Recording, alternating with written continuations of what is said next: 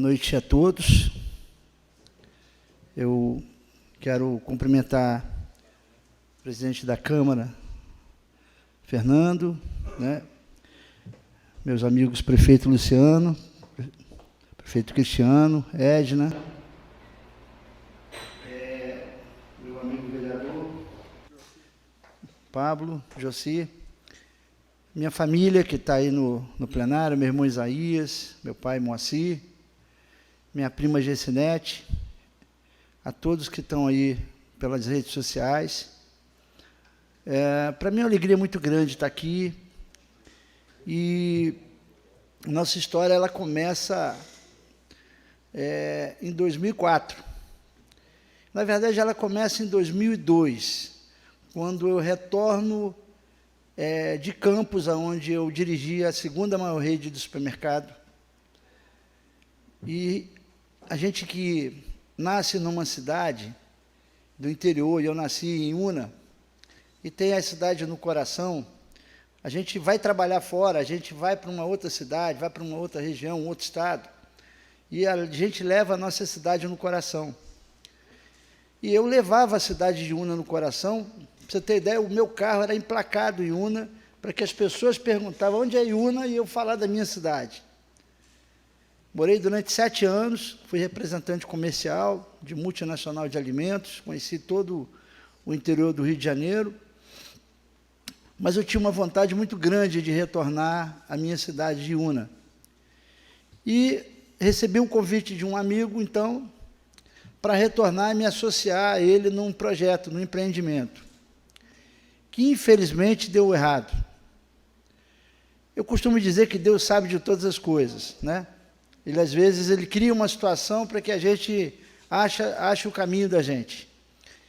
E o projeto deu errado e eu acabei perdendo dinheiro, perdendo tudo, saí de Iuna numa situação muito complicada.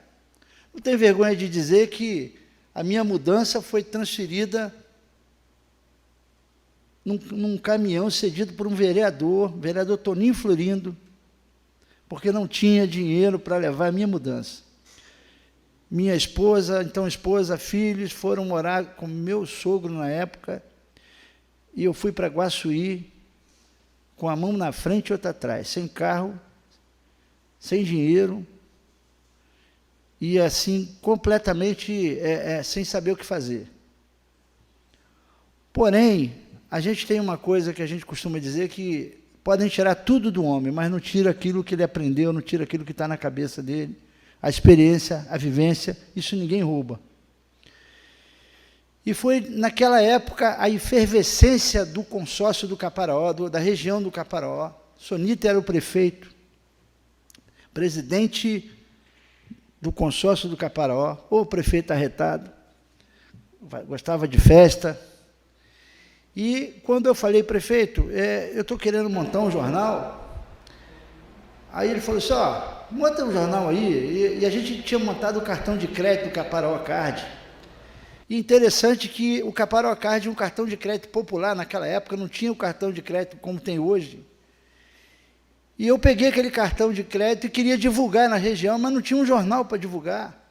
Eu não conseguia um jornal para divulgar, e eu falei, vou criar um jornal para divulgar o cartão.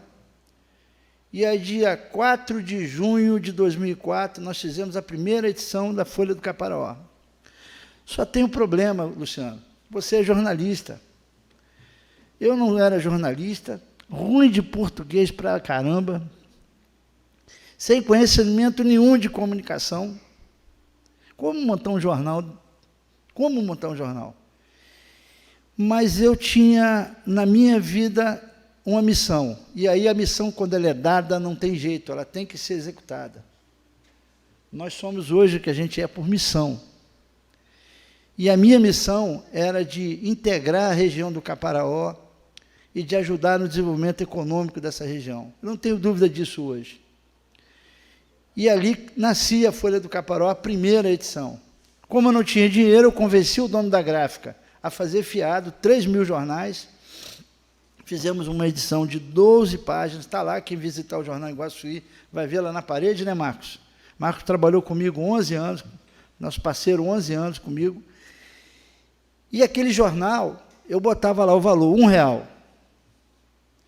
E eu pegava os pacotes, Cristiano, de jornal, botava no ônibus e saía pegando o ônibus da Interminas na época. E cada cidade, normalmente, era uma rodoviária, era um bar, eu pegava, pedia o dono do bar para deixar os pacotes de jornal e eu saía na cidade distribuindo jornais, casa por casa, comércio por comércio. A Edna conhece muito bem essa história, porque ela vivenciou tudo que aconteceu e sempre me deram apoio à Rádio Mania, você, Adelso, todo apoio, sempre, desde a primeira vez que eu trouxe o jornal, você também é jornalista. E ali começou, eu visitando as cidades, né, com muito sacrifício, com pouco dinheiro, às vezes com dinheiro nenhum, pegando carona. Eu lembro, Fernando, que teve um dia que eu estava numa fome danada, e eu estava em Bitirama, e eu cheguei para um senhor, eu contei a minha história para ele. Rapaz, aquele dia ele me comprou 100 jornais. Ele me comprou 100 jornais. Rapaz, aquele dia eu comi para caramba, comi para danar, deu dinheiro para me conseguir fazer a roda toda.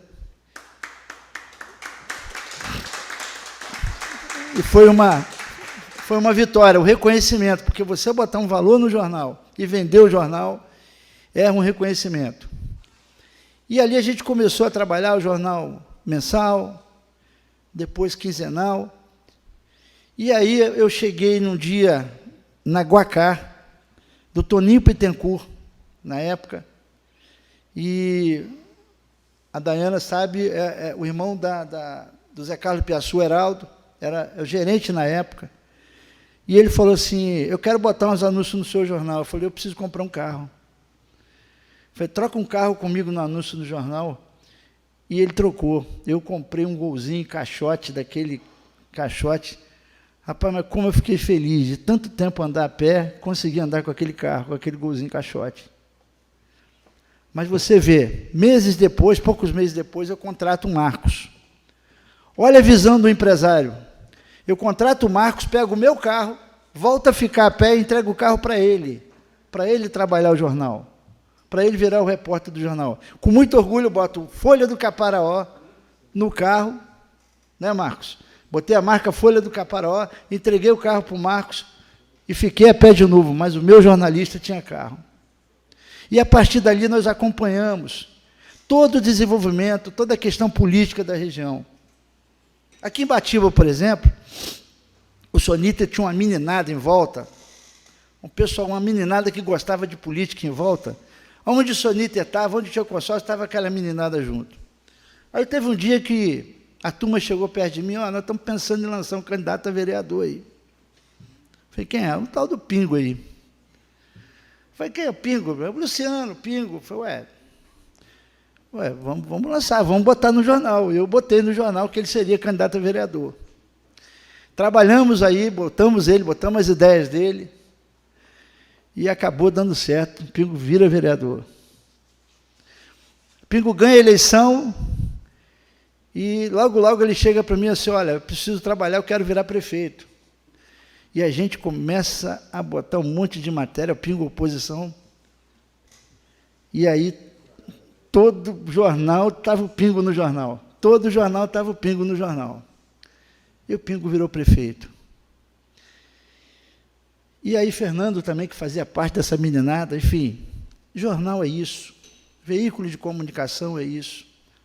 Quando a gente fala de desenvolvimento, não é só você criar situações econômicas no município, mas é criar lideranças, é mostrar gente que está chegando, que precisa de chegar.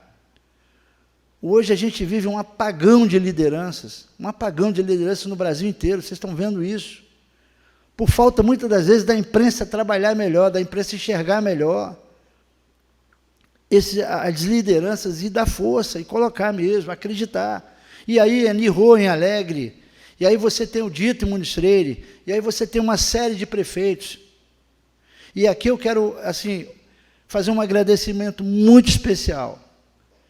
Primeiro, ao Fernando, como presidente da Câmara, como vereador, porque as câmaras de vereadores me ajudaram muito, foram muito parceiras. Vereador Silvinho, vereador Fabinho aqui, quando foi presidente, foi um grande parceiro, nos ajudou muito no nosso começo. E ao prefeito Luciano Cristiano, representando todos os prefeitos que acreditaram nesse projeto, que investiram nesse projeto. E, sem dúvida alguma, dentro dessa história, foram pessoas muito importantes, esses prefeitos, porque acreditaram que a Folha do Caparaó era um projeto realmente que iria crescer. Mas eu nunca estou satisfeito. Resolvi fazer eventos. Por quê? Porque desenvolvimento econômico, na minha opinião, na nossa região é turismo. E a nossa região, quando fala em festa, o nosso povo do Caparaó gosta de festa. Não é, Gessinete? Você que é do turismo, você sabe disso. Olha a Venda Nova do Imigrante como desenvolvimento de eventos. Olha a Conceição do Castelo, quando faz uma festa lá, como lota a cidade, economicamente. Então, você sabe que quando você precisa desenvolver uma região, eventos é uma grande. Domingo Martins está como exemplo, Santa Teresa está como exemplo. E aí nosso grupo criou o Festival de Inverno de Iguaçuí. Em 3 anos, se tornou um dos maiores festivais de música do Espírito Santo. Só não tivemos aí a 5ª edição por conta da pandemia. Mas, com certeza, ano que vem, se Deus quiser, nós vamos ter a 5ª edição. Já com um monte de inovação. Fizemos também um projeto muito bacana em Patrimônio da Penha. Patrimônio da Penha, fizemos lá o Penha Roots. E eu não posso esquecer de uma cena de uma senhora evangélica que mandou um recado dizendo que precisava orar por esse rapaz que faz essa festa. E eu fui lá na casa dela. E ela pediu que eu ajoelhasse, ela fez uma oração, me pedindo proteção e agradecendo a Deus, porque eu tinha feito um festival de música, porque ela alugou a casa dela por R$ 1.500, e aquilo iria garantir 4 meses de alimentação na casa dela. 4 meses de alimentação. E quando isso acontece, Pingo, você fala assim, eu estou no lugar certo, eu estou fazendo a coisa certa. Essa é a missão. E agora nós vamos fazer, se Deus quiser, dia 21 a 24 de abril, o maior rodeio do Espírito Santo, claro, depois do Cristiano, depois de Conceição do Castelo, que vai ser o rodeio em Alegre, rodeio universitário, que é uma etapa de Barretos, com o nosso amigo Tony Nascimento, nosso irmão junto, fazer um grande evento em Alegre, porque o prefeito Nirô falou, olha, você me tirou o festival de Alegre, agora você trata de me arrumar uma festa para a minha cidade. E nós vamos fazer um grande rodeio lá.